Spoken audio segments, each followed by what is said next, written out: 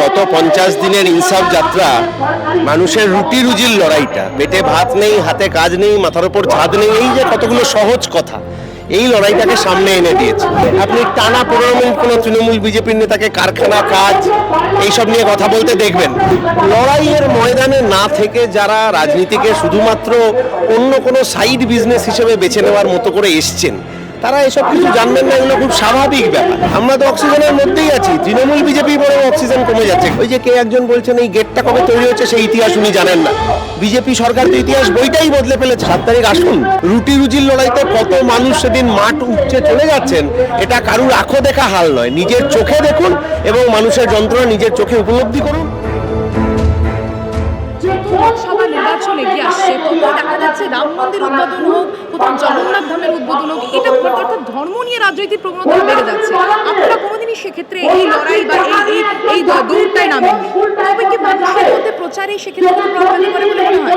এই গত 50 দিনের ইনসাফ যাত্রা মানুষের রুটি রুজির লড়াইটা, পেটে ভাত নেই, হাতে কাজ নেই, মাথার উপর ছাদ নেই, এই যে কতগুলো সহজ কথা, এই লড়াইটাকে সামনে এনে দিয়েছে। এবার যারা আমাদের মাথায় সরকার হিসেবে চেপে বসে আছেন, সে দিল্লি হোক আর নবান্ন হোক, তারা তো এই যে 3টে প্রশ্ন, সেই বিষয়ে কোনোদিনই কোনো উত্তর দিতে পারবেন না। আপনি টানা 15 মিনিট কোনো তৃণমূল বিজেপির নেতাকে কারখানা কাজ এইসব নিয়ে কথা বলতে দেখবেন। ফলে তারা তাদের রাজনীতি, মানুষকে ভাগ করার রাজনীতি, মানুষকে ভুলিয়ে দেওয়ার রাজনীতি করতে চাইছে। কিন্তু যতদিন বামপন্থীরা লড়াইয়ের ময়দানে আছে, ততদিন এই কাজের দাবি, খাবারের দাবি, ভালোভাবে বেঁচে থাকার দাবি, যা ন্যূনতম চাহিদা, এই লড়াইটাকেই আমরা বারবার সামনে আনার চেষ্টা করব, যাতে আমার শাসক দল বাধ্য হয় মানুষের জন্য এই কাজটা করার জন্য। কার্জন গেট তৃণমূলের আমলে তৈরি হয়েছে, কি বলবেন? তো ঐতিহাসিক একটা গেট, যে গেট বছর আগে ঐতিহাসিক ইতিহাস বহন করছে, সেই গেট তৃণমূল আমলে কি করে হতে পারে? লড়াইয়ের ময়দানে না থেকে যারা রাজনীতিকে শুধুমাত্র অন্য কোনো সাইড বিজনেস হিসেবে বেছে নেওয়ার মতো করে এসছেন, তারা এসব কিছু জানবেন না। এগুলো খুব স্বাভাবিক ব্যাপার। যারা লড়াইয়ের ময়দানে থাকেন তারা মাটির খবর রাখেন, আর যারা সেটা থাকেন না তাদেরকে শুধু ওইসব কি সোনার রূপোর প্ল্যাটিনামের চামচ মুখে দিয়ে গদিতে বসিয়ে দেওয়া হয়, তারা এই ধরনের ভুল করতেই থাকবেন। এর আগেও বহু নেতানেত্রী করেছেন, পরেও বহু নেতানেত্রী করবেন। মাটির সাথে যোগাযোগ নেই, লড়াইয়ের সাথে কোনো যোগাযোগ নেই। কোনোদিন কাজের দাবিতে যুবনেত্রী, তো তাহলে যুবদের কাজের দাবি নিয়ে কোনোদিন যাকে লড়াই করতে হয়নি, তিনি এই ধরনের আজে বাজে কথা বলেই যাবেন। লোকসভা নির্বাচনের আগে এই যে ইনসাফ যাত্রা সমাবেশ আছে 7 তারিখে, কতখানি অক্সিজেন যোগাবে কাকে? দলকে?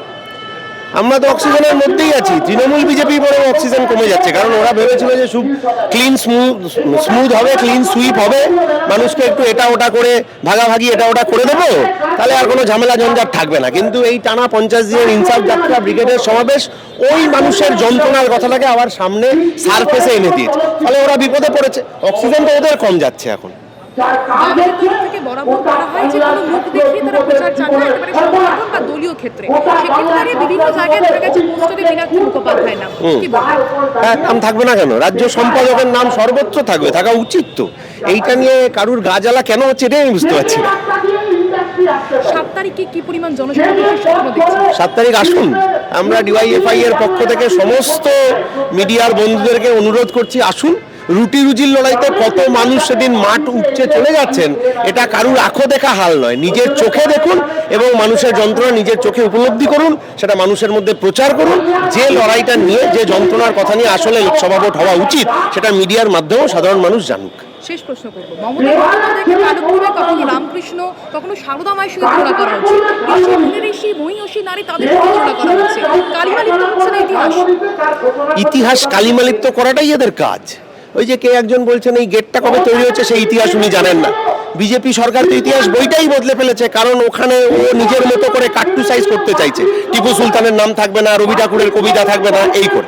তাহলে ইতিহাসটা ভুলিয়ে না দিলে, বিধানসভা ভাঙচুর কারা করেছিল এই ইতিহাসটা যদি ভুলিয়ে না দেওয়া যায়, তাহলে লোকে দেখে কি বলবে, এরা মুখ্যমন্ত্রী বিরোধী দলনেত্রী থাকার সময় বিধানসভা ভাঙচুর করেছে, বিজেপি বিরোধী দল থাকার সময় তাদের অফিসে জাতীয় পতাকাটা তুলতো না। এই ইতিহাসটা ভুলে না গেলে এখন বিজেপির সরকারকে রাখা হবে কি করে? ফলে ইচ্ছাকৃতভাবে ইতিহাস ভুলিয়ে দেওয়ার চেষ্টা ওরা করছে, আর আমরা বারবার লড়াইয়ের ইতিহাসের মধ্যে ওদেরকে নিয়ে আসার চেষ্টা করছি।